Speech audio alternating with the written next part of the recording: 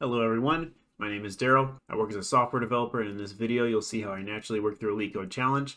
This is a problem that I'm seeing for the first time, and I'll explain myself as I work through it. My solution won't likely be the best or most efficient, it will just be the one that I come up with first as I'm working through the problem. So this one is another easy one. It's number 94 on the LeetCode site, called Binary Tree Inorder Traversal. So the description looks pretty simple. It says, given a root of a binary tree, return the in-order traversal of its nodes' values. So here they show this example of a tree. So one thing right off the bat, so in-order traversal means that you're going to, if you have a tree, you're first going to return, if you're at a node, you're first going to return the value of the left one is what you want to do. Then you're going to return the root, which is the one that you're currently at, and then you're going to return the right one. Now, the thing is, whenever you go down to the left one, because you want to return that one first, you then have to reevaluate the exact same thing. Is there a left onto that one?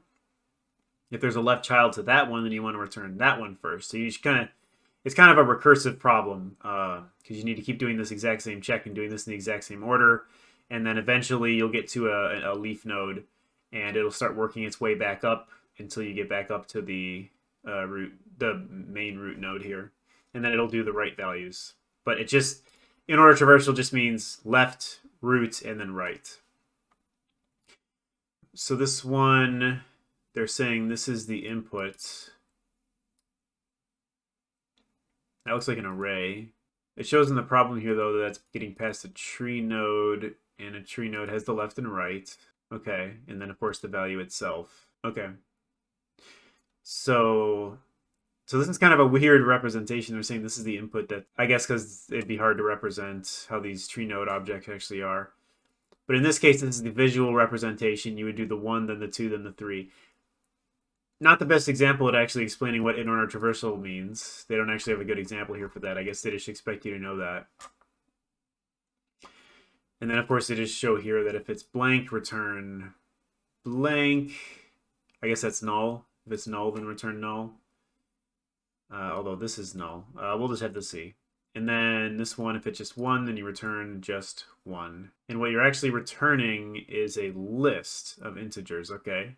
Let's copy the definition of this class over here as a separate class, of course.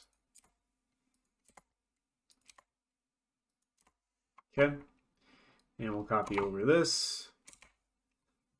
So we can start working on this. So now right off the bat, we're going to need to create this result, which is going to be a list of integers.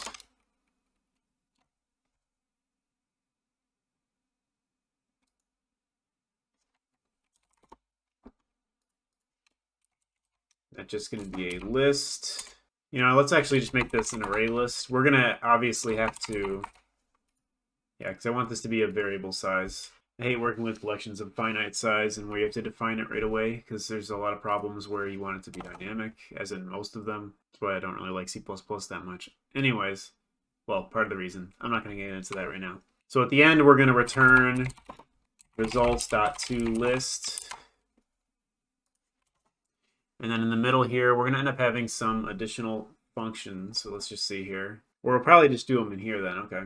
Let's just start coding this, and then we'll get it working from there. So if we were just at the current tree node, basically what we'd want to do is say if left, or I should say we're going to need a var current node is equal to root.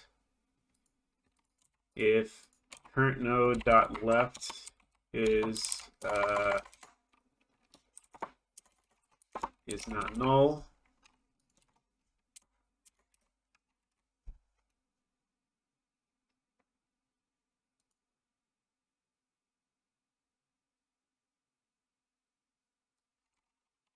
I like how it did that on its own.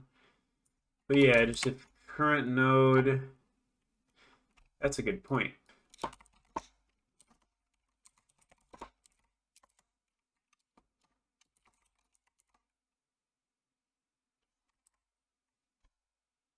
And we would just want to return a list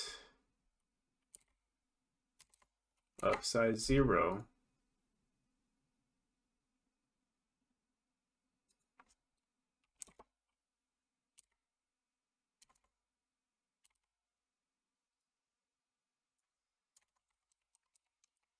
There you go. Let's just return empty list. So if the node.left is not equal to null,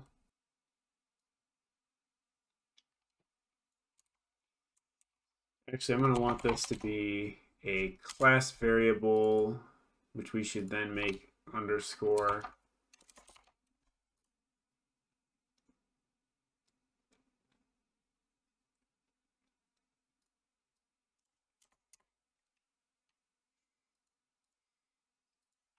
We're going to make this a function called add next value.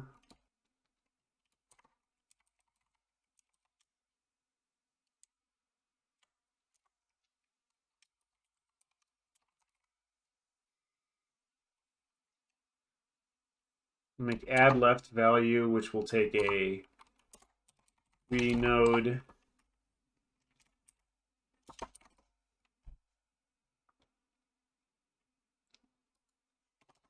make the function add root value, and then we'll make add right value.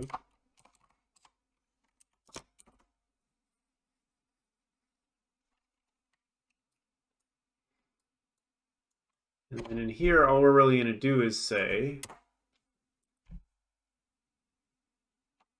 we don't even need this current node thing. We can just do it on roots.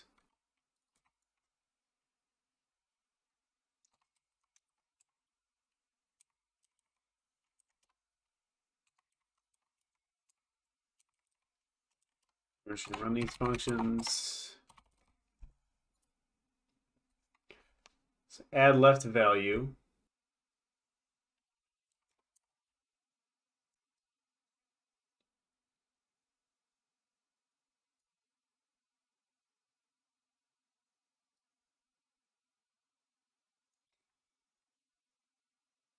We actually just need one add values.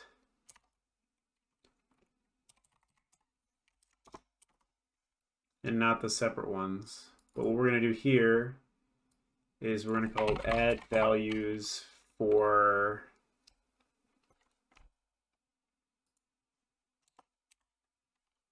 say if roots dot left is not equal to null,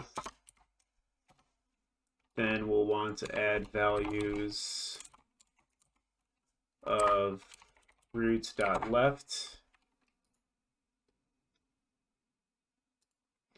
And we just checked if it was null, so that's fine.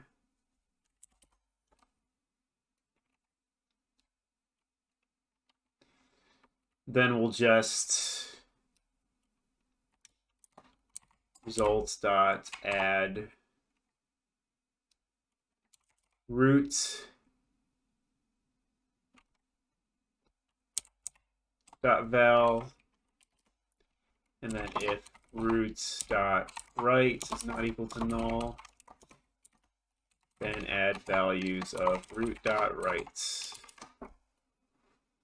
And then in add values, it's actually going to do basically the same thing.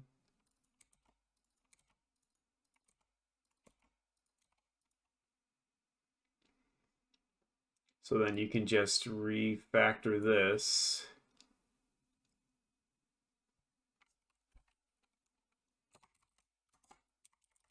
Do that.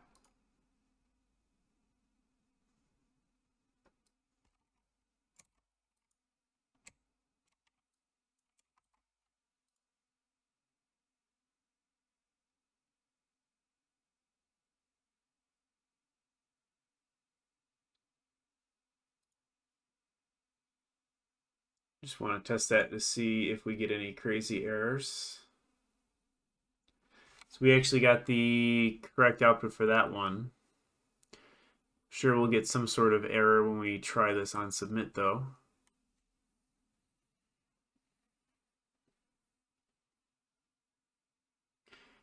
That was just the answer, okay.